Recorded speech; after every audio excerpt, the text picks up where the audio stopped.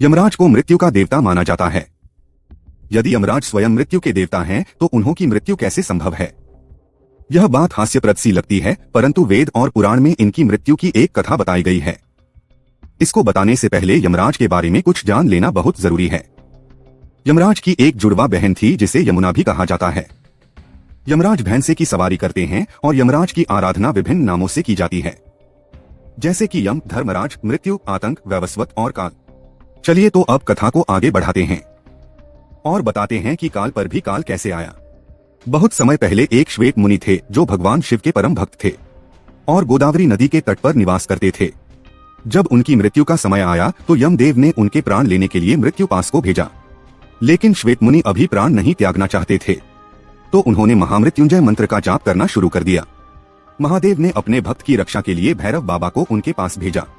जब मृत्युपास श्वेत मुनि के आश्रम में पहुंचे तो देखा कि आश्रम के बाहर भैरव बाबा पहरा दे रहे हैं।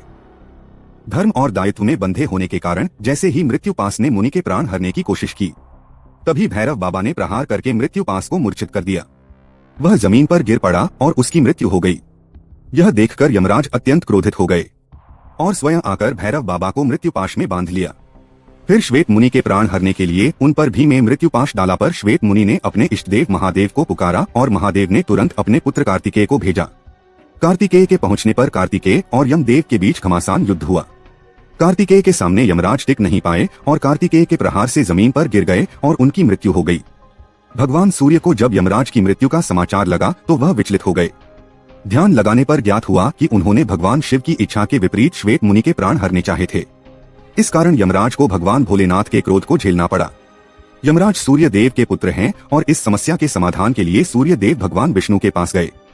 भगवान विष्णु ने भगवान शिव की तपस्या करके उन्हें प्रसन्न करने का सुझाव दिया।